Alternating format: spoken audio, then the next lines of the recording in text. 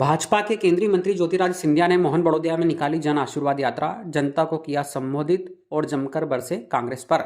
Mohan Barodiya. Bharatiya Janata party की जन आशीर्वाद यात्रा 14 सितंबर गुरुवार को शाजापुर विधानसभा के ग्राम साधन खेड़ी से प्रारंभ होकर मंडोदा जोड़, शास्ता खेड़ी, जसवाड़ा, जमलाई से होकर मोहन बड़ौदिया की पुरानी कृषि उपज मंडी में आम सभा का आयोजन किया गया। इस दौरान केंद्रीय मंत्री ज्योतिरादित्य सिंधिया ने जनता को संबोधित करते हुए जमकर कांग्रेस पर बरसे। सिंधिया ने कहा कि शाजापुर मेरा पारिवारिक जैसा संबंध है। शाजापुर में यदि हमारे हाथों को मजबूत किया तो शाजापुर के विकास की जवाबदारी हमारी होगी। सिंधिया ने कहा कि मां राज राजेश्वरी माता का मंदिर का निर्माण सिंधिया परिवार के द्वारा किया गया है। इस दौरान सिंधिया ने सभी कार्यकर्ताओं और जनता को हाथ उठाकर संकल्प भी दिलवाया।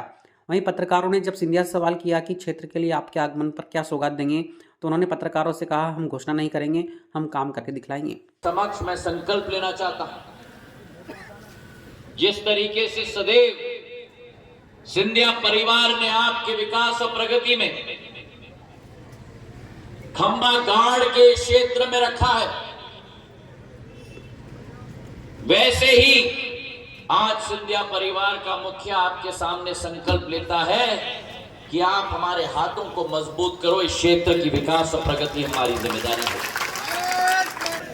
राज राजेश्वरी माता का जो मंदिर का निर्माण,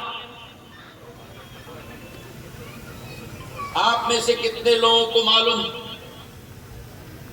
कि आज जब हम राज राजेश्वरी माता की जय करते, उस मंदिर का निर्माण सिंधिया परिवार के द्वारा किया गया था। इस क्षेत्र में धर्म जागृति, विकास और प्रगति के साथ अध्यात्म में बढ़ोतरी लाने का एक संकल्प सिंधिया परिवार ने किया था। और जैसे मैंने कहा कि शाजापुर का विकास हमारी प्राथमिकता है, आगरा मुंबई रोड के साथ जोड़ने का जो प्रस्ताव मेरे सामने आया था, गुना ग्वालियर, गुना शिवपुरी से लेकर शाजापुर से लेते हुए देवास और इंदौर तक जो टूटी फूटी हमारी आगरा मुंबई की हाईवे थी, 4000 करोड़ रुपए की सौगात इस क्षेत्र को भी हमने दिलवाई थी। और उसी के साथ साथ आज मुझे इस बात का फक्र है कि भारतीय जनता पार्टी की मध्य प्रदेश की सरकार के द्वारा जो भी योजना की शुरुआत होती है, उसका पहला स्तंभ अगर कहीं लगता है तो शाजापुर में लगता है। जैसे गुलाना में पहला सीएम राइस स्कूल पूरे प्रदेश में स्थापित किया गया था, ये एक सीएम राइस स्कूल 30 करोड़ रुपए की लागत की, और अगर शुभ शुरुआत होती है तो राज राजेश्वरी माता के मंदिर के क्षेत्र से, शाजापुर से शुरुआत होती है। कांग्रेस की सरकार आई,